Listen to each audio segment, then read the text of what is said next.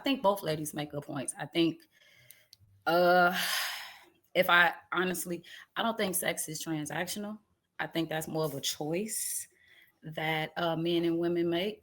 I look at sex as something sacred. I know other people who haven't, like it's a whole issue around it or whatever you want to call it. I mean, people can do what they want. They really are. But for me, I'm 40. I might not look it because I look so good, you know. But I mean, to be honest, what I've learned in my 40 years of life is I have better sexual experiences when I'm with a man that I'm truly emotionally connected with, who I know values me and my presence, that I could be myself with. Um, I'm not so just trying to have casual slews of meaningless encounters with me, and that's not me. That's not me. But another woman can.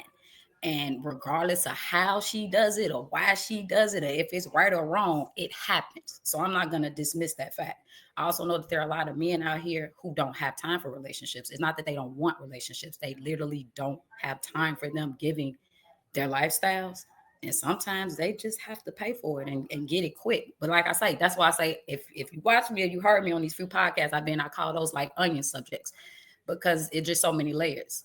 And I'm not just going to generalize somebody's lifestyle and their behaviors based off what I think and what I know. Again, it's just too deep for me to do that. I just speak from personal experiences. And if I'm going to speak from a personal experience involving sex, again, I have and have had the most gratifying, most satisfying experiences when I am with a man who I truly value and I love, and I know he cares about me. That's just me. Um, but I'm always interested in learning other people's lifestyles, their perspectives. Like, I definitely want to hear more about Miss Georgie's and her dominatrix. Like, I'm not gonna lie to you.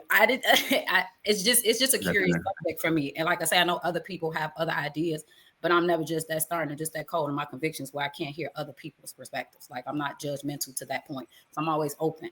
But I do think sex is something sacred. I think we've lost that connection with it because we're just so disconnected from ourselves. And maybe if we get back to ourselves and learn some self-worth, we may understand the sacredness surrounding the sexual exchange. But that's just me. All right, go ahead, Viz. It's on you. Peace to the chat. Peace to the Your panel. mic connected too. You sound like you're talking on your computer. Yeah, hold on. Let's just make sure we remain mute in between family so we can reduce the feedback and the ad lib and all that good stuff. Yeah. Just make sure we respect them. I'm gonna come right back to you in a few, Miss Georgie. I just want to make sure I give people their time in. You ready, Viz? Yes, sir. Can you? Yeah, your mic still sound like you connected to the computer, but we can hear you. Go ahead, and then you can just fix it when you get done. Yeah. Peace to everybody, to the chat, to the panel. I believe that sex is transactional. I think that we forget the universe in which we live in is that you have to give in order to receive. So even if we use Miss Pearl's example, um, for me to be able to receive the deepest abyss that she has, I have to give her or make her feel comfortable enough to be able to open up that door. So even in I don't think that is and I came in towards the end of it, but even with what Miss Georgie is saying, if it's financially, that's one thing. But if we're talking about giving in general, then absolutely is 100% transactional. Everything in life that we do is transactional.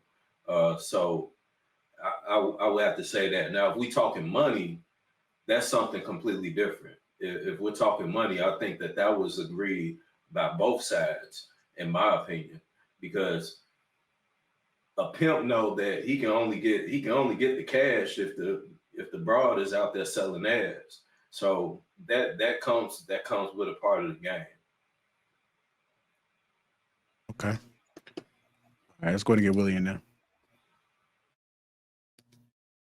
You lost me anytime you try to justify being a hoe or sex work to animals and lions and shit. Comparing human sexuality to that of animals is one of the, I think it's one of the most popular defense mechanisms for sex workers because it makes them feel like they're coming from a scientific place and not just the fact that you think women should be able to do what they want to with their pussies.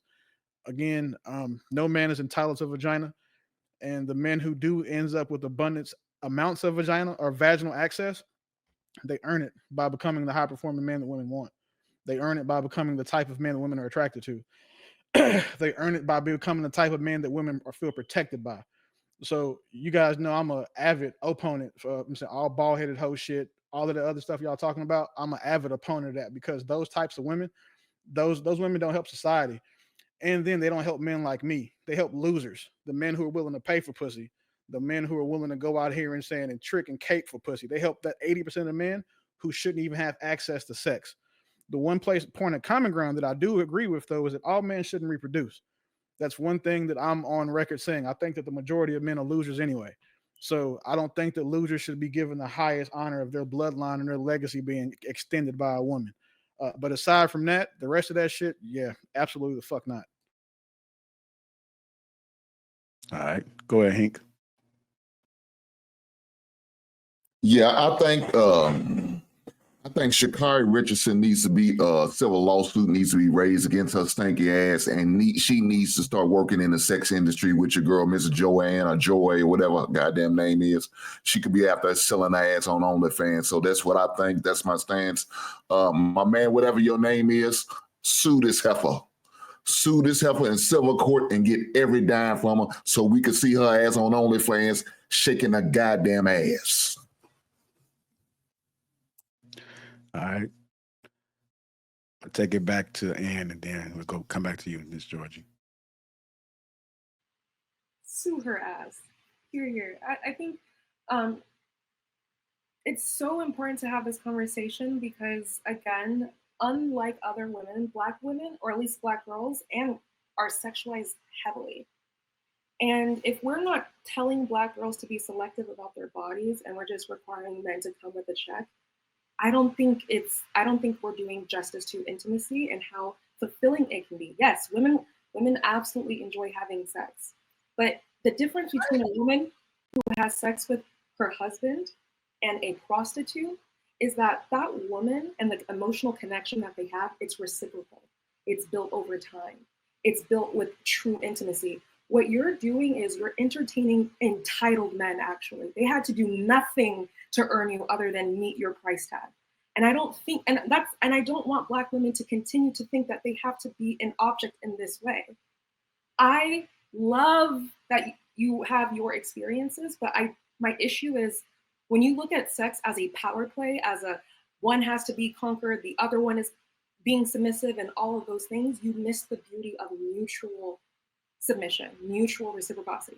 That's actually what I think is healthy. What you're talking about is taking natural reciprocity and perverting it into, okay, pay me this and I'll do that. What does that do for young girls? What does that tell them about their value? I don't think you're helping. And also, like, I think you're a great person, but I don't think I think it actually hurts my heart. I feel like there had to be someone there to protect you, to let you know that you're so much more than this. And I wish someone gave you that space. Hey, but you call her a great person while calling her a hoe at the same time. You realize that, Ann, don't you? Because I want her to know that her value as a human being, as a woman, that is inherent. God damn. Selling that? But Hank, it's some amazing hoes out here, man. You know, the world needs hoes, brother. No. Yeah, just because a woman's a hoe don't mean she's a bad woman. It just means she'd be a bad partner. Yeah. Hey, boy, So shout out to can the I hoes, speak man. now? Are you guys all done speaking? All right. Simmer down. Wait one second. And I'm gonna speak. You said enough. Yeah, I actually wanted to hold on, talk to Miss you for a Georgie. minute. So let me speak. Hold on, Georgie.